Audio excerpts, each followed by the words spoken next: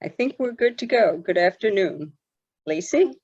Perfect. Hi, everyone. Thank you for joining us today for our meet and greet webinar. We'll be introducing Bill Stoddart, our new CEO, and Chris Zuehlsdorff, our new COO.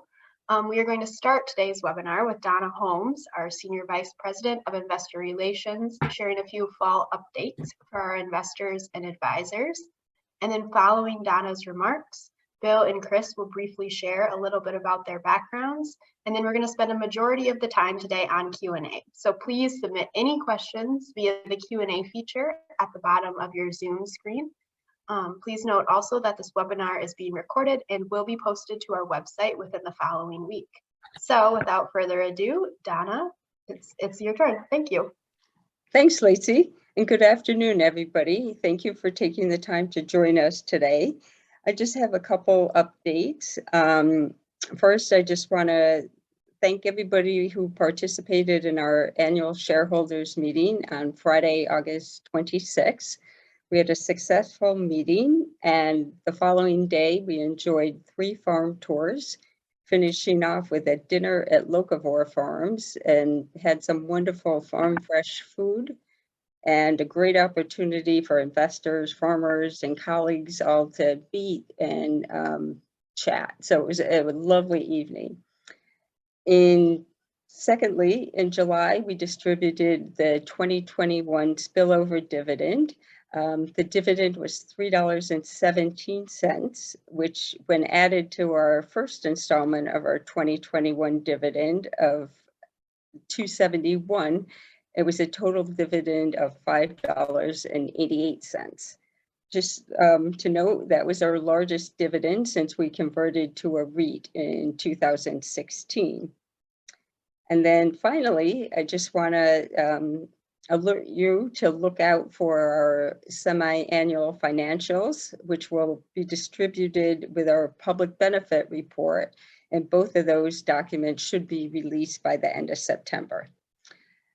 And that is all I have. So I'm going to turn the mic over to Bill and ask him to share some remarks about his background.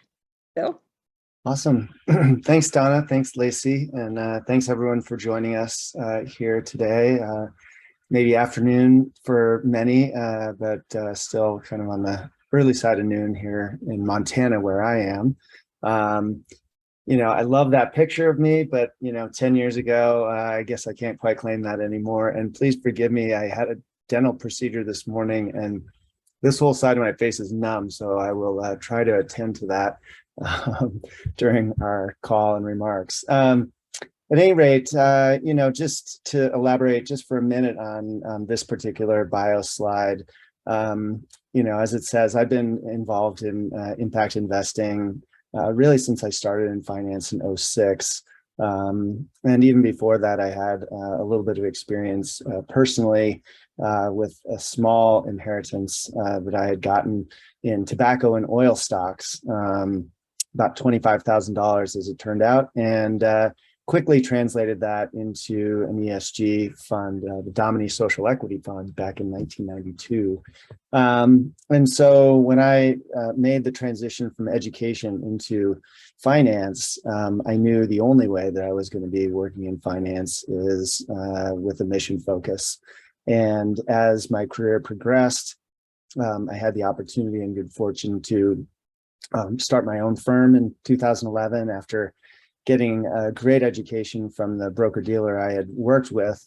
However, they weren't particularly committed to ESG. And so I figured I'd start my own firm and focus on that approach. And that led to a great relationship with a client family that was very deeply committed to, as my friend Don Schaefer likes to say, the deep end of the pool. And we worked in affordable housing, did work with BIPOC entrepreneurs and regenerative agriculture. And we also did a lot of work with what is now better known as integrated capital, where we combine grants with our investments, especially as it pertained to a lot of our entrepreneurs who needed different levels of business support for their work. my relationship with Iroquois Valley started really, as an investor advisor and or investment advisor, and really, was focused on working with Dave and getting to know the team in the earlier days, even before the REIT. And then we partnered with Iroquois Valley on a transaction on a farm north of Havre, Montana. And that was when I really started to get to know Iroquois Valley much better from kind of, inside perspective, so to speak, and had the great opportunity to work with Donna and Lacey in some conversations with investors, as well as working with Dave and another team member who's not on this call, but Claire and Arnie as well. So, my tenure with Iroquois Valley in this role is obviously been pretty short for the time being, but it's got a lot of depth, and we're really excited to continue to partner deeply with our farmers, with our investor community, and additional partners as we grow out the next phases of the business. I'm going to pause there and hand it over to Chris Zuehlsdorff, who is our COO, and that way we can move on to questions, which I think was the whole purpose of why we're here. So thanks again, and Chris, off to you. Great. Thanks, Bill. Hello, everyone. Thanks for the time today. So my background in agriculture starts with my upbringing. I grew up on a small family dairy farm in Fergus Falls, Minnesota, so kind of west central part of the state, in kind of the 1980s and 1990s, and got to see firsthand really the challenges that many farmers and farm families face on a daily basis, and ended up after graduating from high school probably trying to get as far away from the family farm as I could. Went to college in St. Olaf College in southern Minnesota, and slowly migrated to the East Coast, where I've been for the last 19 or 20 years.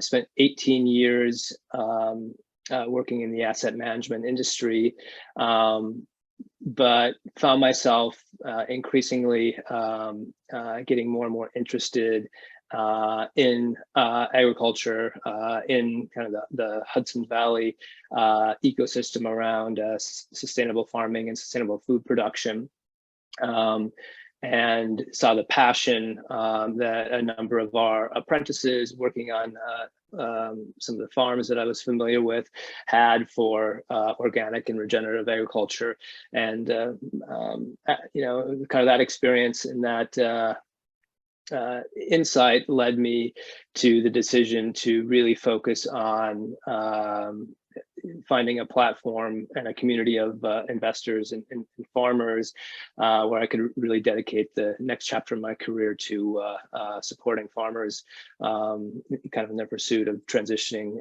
to organic and regenerative agriculture. And that led me to discover Iroquois Valley. I've long admired their work of supporting farmers through land access, land tenure, and the financing solutions that they can provide. And so that was what really attracted me to the platform initially. I'm thrilled to be back involved in agriculture. I was actually up in Vermont yesterday meeting with a farmer on a possible transaction, touring both a dairy farm as well as a kind of pasture-raised beef operation. So very excited to be on board and rolling up my sleeves and getting actively involved in the mission and the work that the team at Iroquois Valley has successfully been doing for well over a decade.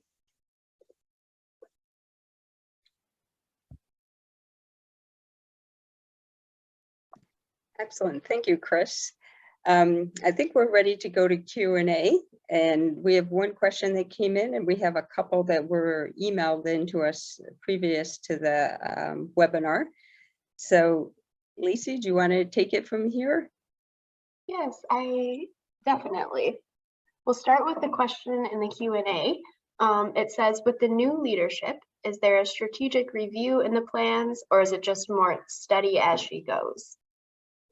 Thanks for that. That's a great question. And it's both, right? So, we feel like we've built, a great product and a great platform. I shouldn't say we, Chris and I are obviously brand new to this, but that the team has. And we would obviously like to continue in that same vein. However, we also recognize that stasis is not acceptable, right? The only constant is change, and if we were to just simply continue on, I think we would miss a lot of the developments that continue to happen. A lot of the issues that our farmers face, whether it's climate change, changing markets, price fluctuations, all those issues. And so, this is, I think this is a great opportunity for us to take the company from a little bit more of sort of its early adolescence, if you will, into adulthood, and what that's going to take is, helping not only focus on, our strategic vision. And so we do have a strategic planning sort of process that we're launching, and we also are going to be working on our internal and external communications as a way to, again, really get connected more deeply to the market, to really build out the relationships we have with our farmers and really focus on their needs so that we can maximize our ability in terms of acres, so-called acres under management, as opposed to assets under management. That's, again, pretty high level, but yeah, we are embarking on a strategic planning process combined with a communication strategy. So stay tuned. Happy to share more as things develop. Chris, I don't know, or Donna, or Lacey, anything you all want to add, feel free, please. Nothing to add, Bill, but that leads perfectly into one of our pre-submitted questions. It's kind of one question, multiple parts, and I think we can start with you if you're okay with it.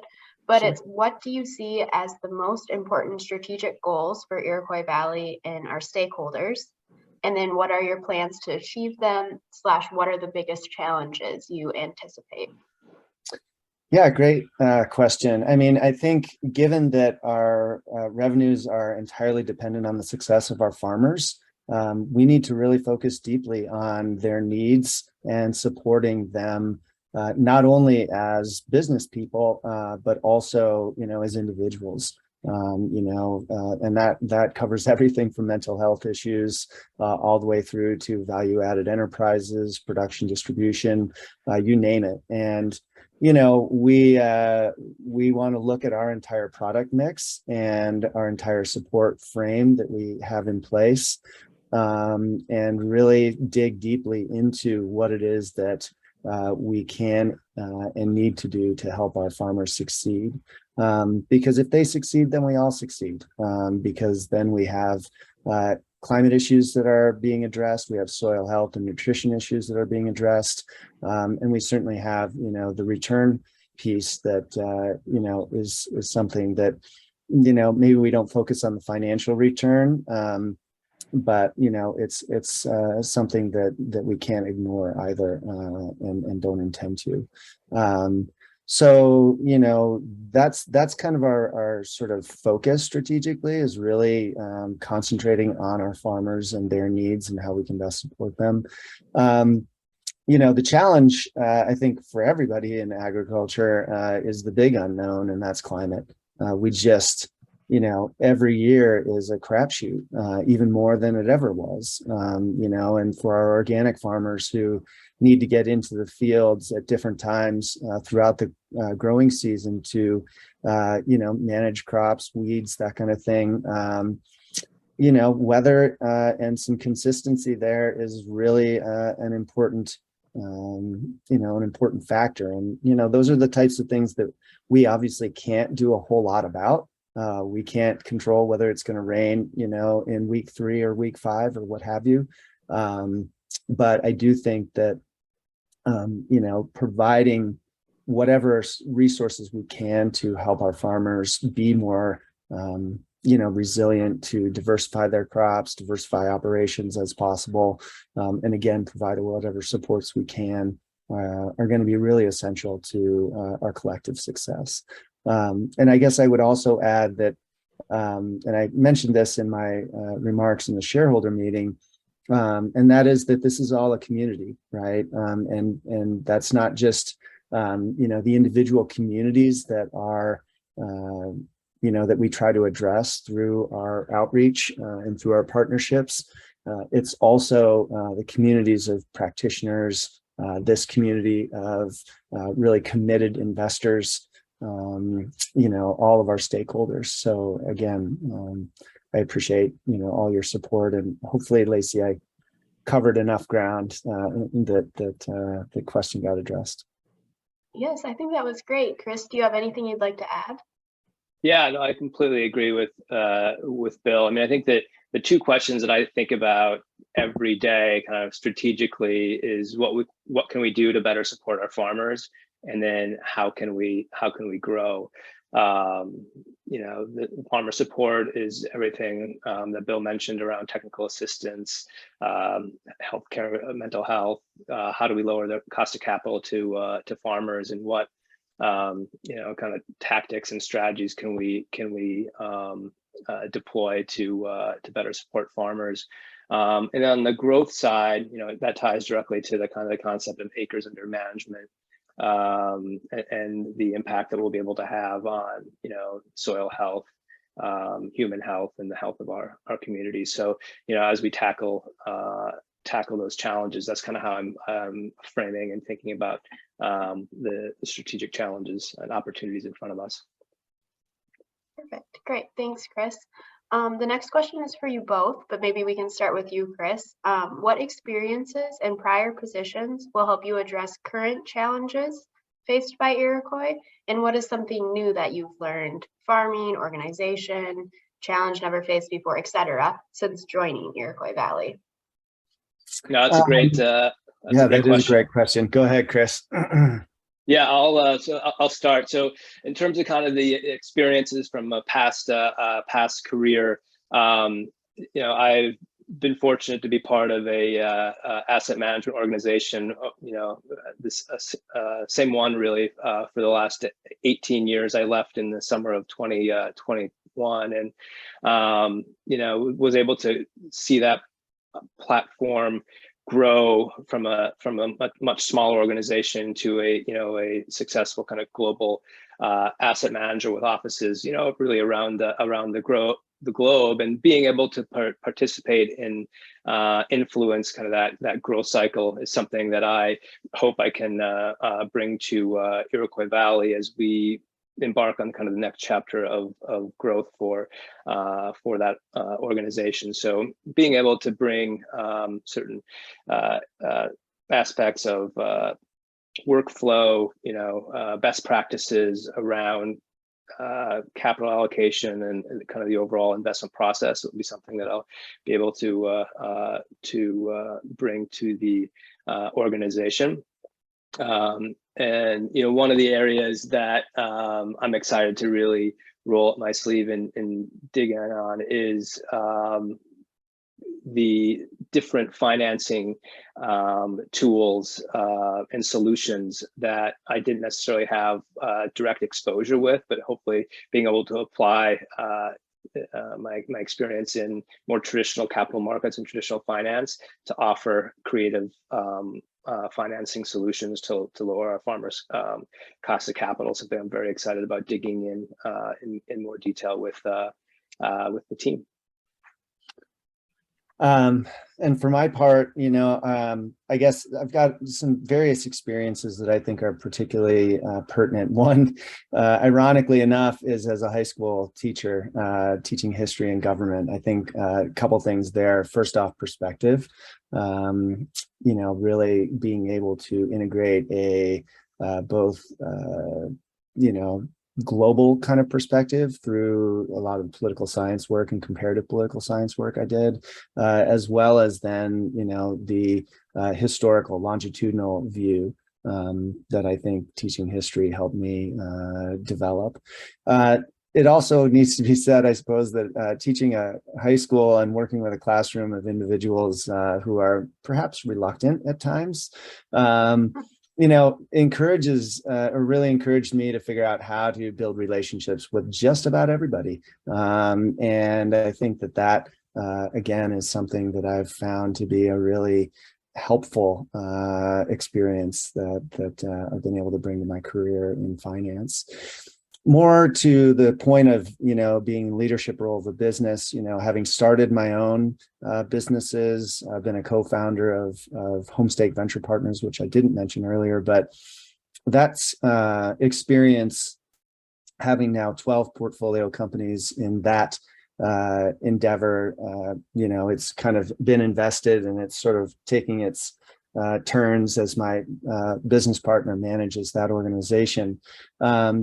But, I've had a lot of different experiences growing businesses, working with entrepreneurs who are growing their businesses. I'll definitely be relying on, Chris's farming experience, although as I feel deeply, in my own bones around my background growing up and my background in construction, I have more dirt on my boots than I have point on my shoes, as it comes to the work that we're really charged with, which is helping support our farmers. I think, I could kind of keep rambling on, but I know there's a lot more questions. So hopefully that covers it. Yeah, that was perfect. Thank you, Bill and Chris. A good question, Chris. So you spoke about the cost of capital. How do you see the rising interest rates affecting our farmers at this point? Yeah, I mean, it's definitely going to be an issue for farmers looking to,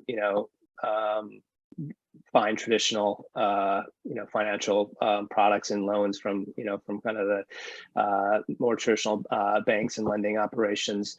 And so for Iroquois Valley, that creates a nice opportunity where we can, leverage our integrated capital, across potentially grants, the impact notes, and to the extent that we have a lower cost of capital ourselves relative to some of those more traditional lenders, that will give us an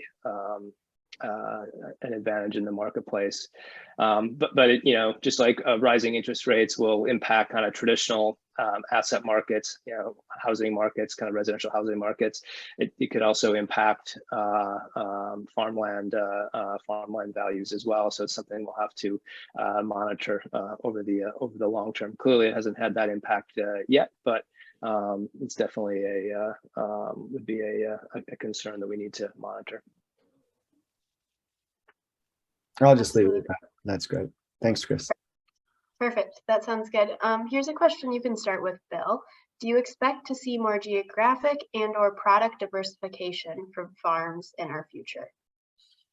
Yeah, very much so. I mean, the world's a big place. There's a lot of need. And if we're going to scale our impact from, 30,000 to 300,000 or 30 million acres, we got a lot of work to do, and it can't all happen in the upper Midwest, and it can't all happen only with the existing partnerships we have. And so, one of the areas that I'm very excited about is really, as we, continue to explore the landscape, connect with other individuals, organizations that are doing work in regenerative and organic farming, we can build those partnerships and really stretch across, the geography of North America, frankly. Obviously, there's in terms of product development, there's regulatory issues, but we're very much excited about what is possible in this field. When you look at the conventional model and you say, there's everything from the inputs to the financial to the policy, all of it across the board, that is, each of those areas is a huge opportunity for us as an organization and as a platform, for us as a community of investors and communities of farmers and producers to really come up with alternatives to that system, given that there's 98% of the farms out there are conventional, we got a lot of opportunity, greenfield, so to speak, to build out both product and partnership. So we're very excited about that. Perfect. Thank you, Bill. And a good question that kind of relates to this for you both, so maybe Chris, you can start, is about the partnerships that you guys would like to foster as the new faces of Iroquois. Partnerships including with our investors, with existing and new service providers in the sustainable ag space, maybe any allies in the world of B Corps or other enterprises like Mad Ag's Perennial Fund, et cetera. What do partnerships look like for both of you? Yeah, that's a great question. And there's a number of different ways to kind of think about strategic partnerships, because you can look at it from the kind of the investor and funding side. You can look at it from kind of further downstream and kind of the value chain, which I think is something that's very very compelling. Can we find consumer brands or aggregators further up in the value chain that can source products directly from our farmers, perhaps giving them a higher margin, and that increased demand will kind of pull through and kind of create that incentive for getting more acres under management in organic and regenerative practices.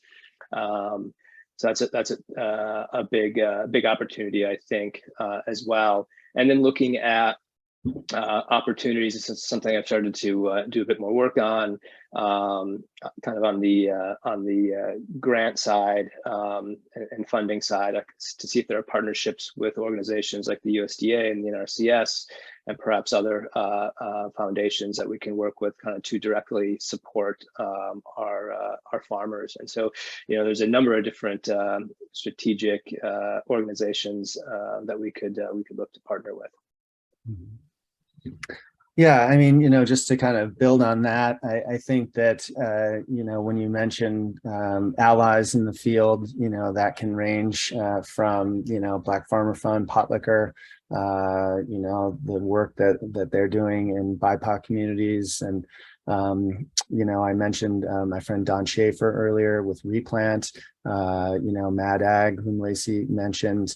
There's a number of folks that are working both in the financial side and trying to help our farmers out with the capital they need and the resources they need to support their work in the field and on the land.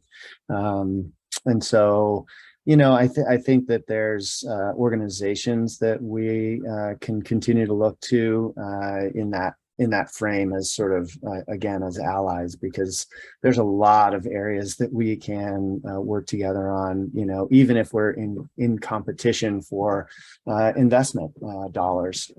I don't think that there's any shortage of opportunity for all of us to really tackle the beast that confronts us.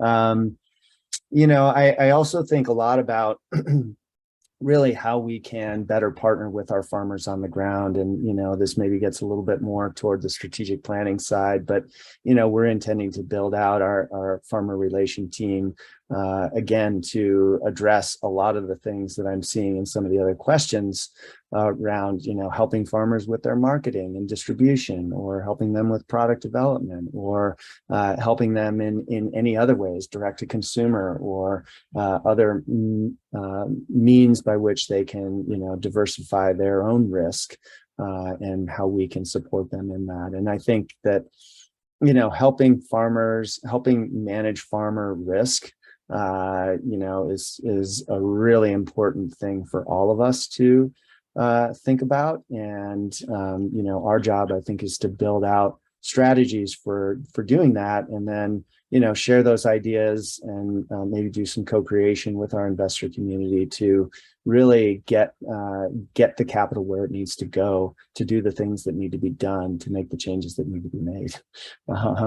So, it's again, a super exciting time, to be in this field, and recognizing that, I think there are a lot of folks who do continue to think about, this intellectual property side or approach to the work we're all trying to accomplish. And that's understood, but it's also something that I think we need to get beyond, in the sense that, we all have so much, there's so much need out there for us to put capital to work to support our farmers and producers that, to get hung up on who owns what is going to, I think, ultimately distract us from the work that actually needs to be done. So I think of it as allyship and partnership in as many ways as possible.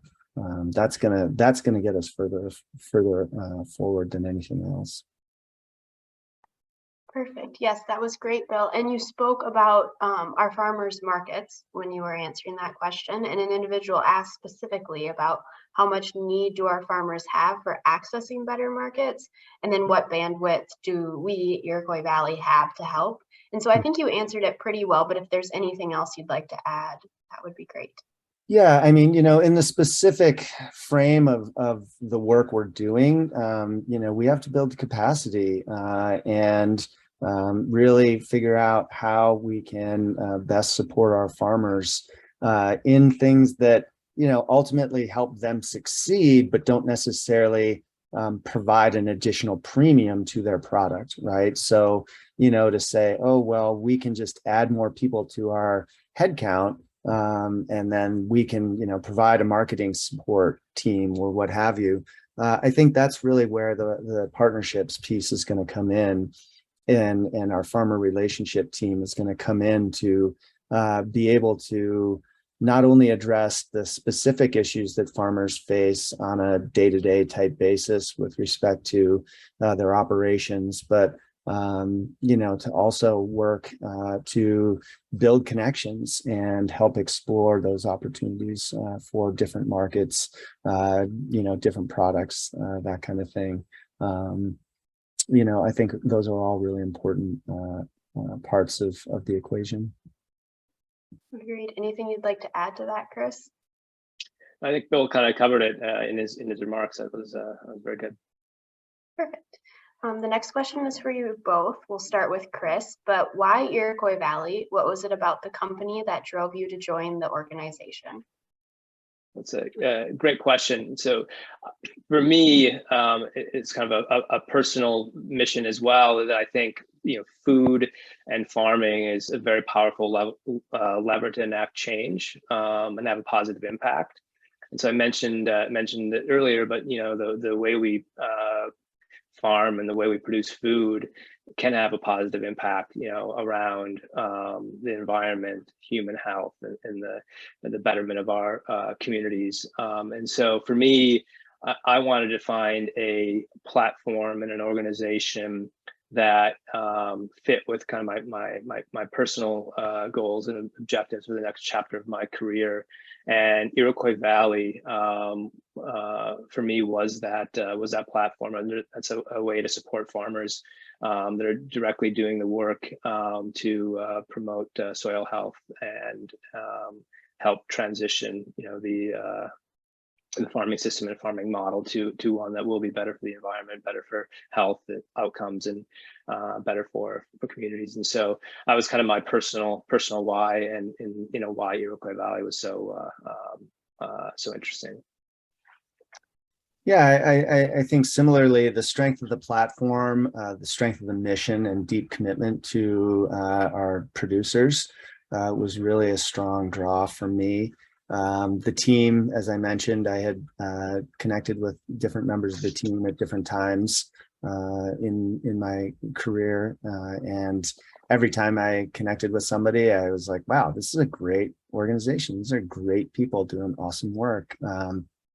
I get to maybe try and be part of that. How awesome. So that was a huge draw for me as well. And, when I think about where the organization is in this sort of inflection point of transition, the opportunity set was really compelling. And specifically the opportunity set around agriculture and its connection to community and our community health and, thriving ecosystems, vibrant communities thesis that I've been sort of operating with my entire career. And so, Iroquois Valley really embodied not only the innovation side on finance, but also the, deep connection to the land that I also feel pretty strongly about. So those are a couple of the reasons. Yeah, those are great. And we're excited to have you here for sure. This question will be for Donna, so we'll give both Bill and Chris a break. Donna, can you talk about the transition from Andy, our interim CEO, and then also the transition from Arnie, our former COO, now Arnie is our Chief Administrative Officer. If you can speak to those transitions, that would be very great. Sure, and I may even step back a little bit further. I think most people remember Dave Miller, who started the company with his friend and colleague, Steve Rivard. Dave retired in August of 2021. We had an interim CEO for 3 months, not a good fit, but fortunately a very amicable parting. And the board went on a national search and found Bill and Chris. In the interim, Andy Ambrioli, one of our board members and a former in our portfolio, stepped up and for 7 months served as CEO, righted the ship and really did a great job in managing the team. As you probably all know, Chris came on as COO and Arnie had previously held that title. But Arnie is approaching retirement age also and has mentioned to all of us on the team that he will look to phase out his working career over the next year and a half.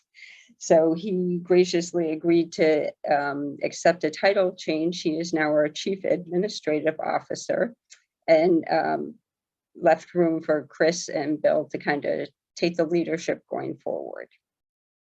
And I think did I cover everybody, Lacey? Yeah, I think that was very good. Thank you. Perfect. The next question I can take, so Bill and Chris, you can continue to have a break, but it asks, any plan to highlight how investors and others can purchase products directly from our farmers? We do a holiday gift guide initiative every year. It's normally around the end of November or December. We send it out via our distribution lists and our farm blast, and that's also posted on our blog. So if you want to check out our website, www.iroquoisvalley.com, and navigate to the blog tab, you can view our previous holiday gift guides there. This year, I assume we'll also do the similar initiative where we list all of our farmers that offer direct-to-consumer products that you can purchase from. But that is a great question, and we will do our best to continue to highlight our farmers because they appreciate your support for sure. The next question, Bill, you can start if you would like. It's talking about selling our land to farmers or others. Obviously our goal is to really help farmers by getting them on land that they want to farm. And to, again, increase our acres under management. We do have mechanisms by which, farmers can do sort of lease to own. And, whenever possible, we're trying to support our farmers in building their own equity. And that's, I think, a big part of what we're trying to think about in terms of our innovation as well, is especially for farmers who don't own the land or, can't. Because land prices are pretty high in a lot of places, in a lot of cases. I think it's really important and imperative for us to help our farmers build equity. We don't intend to just sort of go ahead and sell our land holdings. However, that's not being contemplated. However, we do, want to encourage our farmers who do want to own land to, help support them in whatever way possible. And, that's sort of the key to our mortgage product, really, is helping them, ultimately get the land that they want to own for, farming purposes in particular. Chris? Yeah, I agree. I mean, we talk about this concept of, having the farmland, in the portfolio for 7 generations. And if it's, not in our portfolio, hopefully it's in our farmers' portfolios. Perfect. That's great. And another question, I think Donna, maybe if you want to add some comments in, that would be great. And then also Bill and Chris, but it's about our returns. Capital returns seem to have been relatively flat over the past few years. This individual realizes it's an impact investment, so the income levels are fine. But longer term, do you see the capital value resuming the growth rates that were seen in the past? Or have there been fundamental shifts in what's happening with the value of the farmland or something else? Sure, and great question.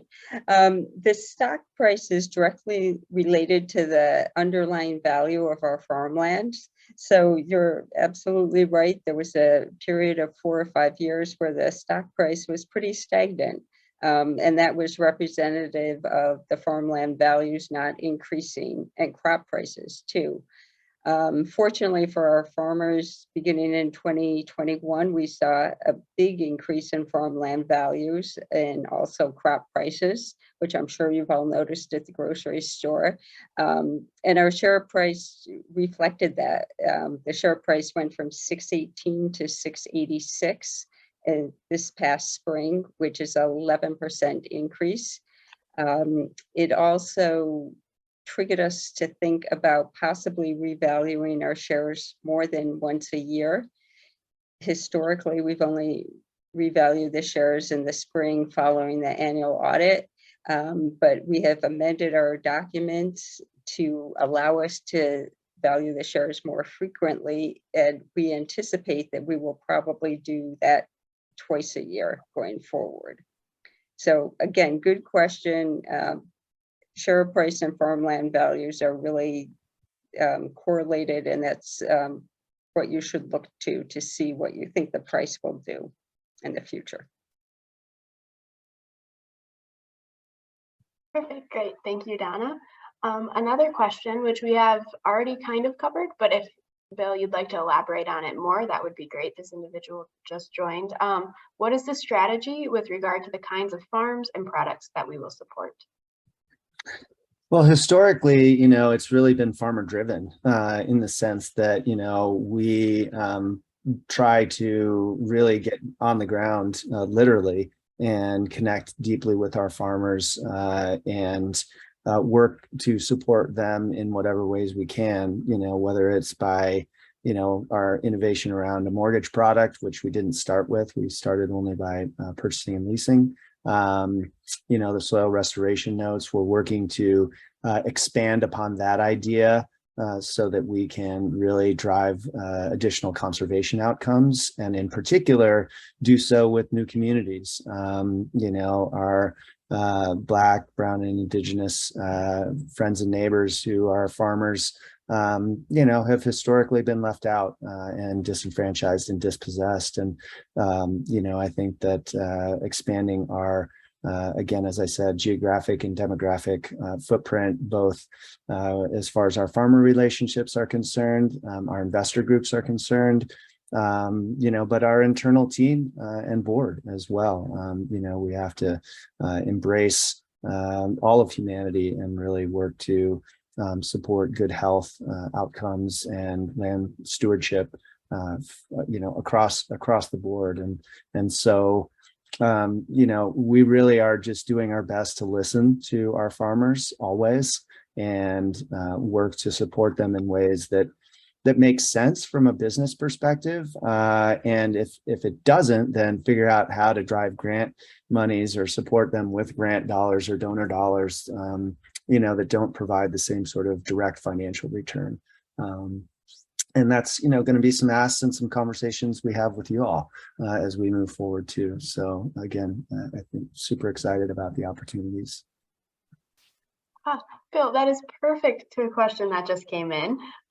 Since both of you come from the capital industry and not ag, what are your thoughts on how we are raising capital and any future initiatives for raising capital? Yeah, I mean, I think that, again, we have a good solid core product. And I feel like that has done well by us. We have a good solid balance sheet.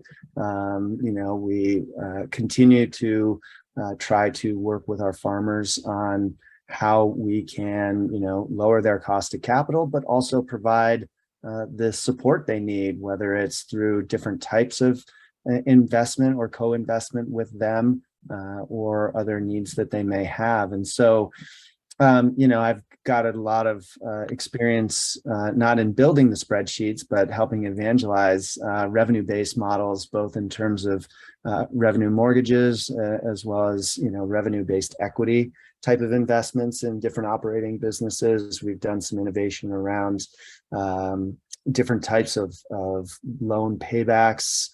For example, we did a fuel tank loan that the payment is based on a calculation tied to fuel tanks or fuel savings, because this farmer needed to purchase fuel in bulk, which I know when we talk about climate change is like, we don't want to be talking about fuel. And I get that. We'd love to not have, fuel be a big issue, but for our farmers, especially who are doing, farming for national markets and farming, more than 5-10 acres, that's a reality. And that's how crops get out of the ground, get in and out of the ground, and how they get to market as well. And so, figuring out innovative ways to support our farmers, and, other initiatives around policy and practices, talking about how do we get EV into our, farming equipment, for example, meaning electric vehicles, and issues like that, I think are all open ground. But, we also have to stick to our knitting to the degree that we don't, start chasing squirrels. Perfect. That sounds great. Thank you. Anything you would like to add to that, Chris, or no? No, I think Bill summarized it. That's great. Awesome. Good. Yeah, I just tend to talk too much. So, y'all just interrupt me, please. No, it was perfect, Bill. And actually, that concludes all of the questions we've received. So do either of you have any final comments? Otherwise, I can wrap this up. Go ahead, Chris. Yeah, I was just going to say, and I mentioned this on the annual meeting a couple of weeks ago, that the Iroquois Valley is fortunate to have just a very broad, diverse investor base kind of supporting us in this mission. So thank you, and please reach out, directly to me or through Lacey and Donna if you have any questions. Yeah, same. I mean, we're obviously deeply appreciative of everyone's attendance today, as well as, the ongoing support and commitment that you all have to us as a company, but more important to our farmers and producers and the work they're doing in the field to help us all live healthier lives and to support, the types of food production that we know, and all really deeply care about. I think that one of the important things to me is really looking forward and, thinking about there's a lot of interest and excitement around organic and regenerative agriculture. And I think it's really important for all of us to make sure that the work that we're doing collectively is really geared toward the type of long-term success that we believe is really critical, and specifically long-term success for our farmers, farm communities, and associated producers and partners. So again, thanks so much, everyone, and please don't hesitate to reach out. My info I think was somewhere here, but B Stoddart, Stoddart at IroquoisValleyFarms.com. Look forward to chatting anytime. Yes, absolutely. I echo their thoughts. Thank you so much for your continued investment support. Thank you for attending our webinar. If you have any questions that you didn't ask and you want to ask, or if you have any ideas for future webinars, please email Donna and I at invest@iroquoisvalleyfarms.com. We can also connect you with Bill and Chris. And so we look forward to hearing from you. Thank you for attending and have a great rest of your day.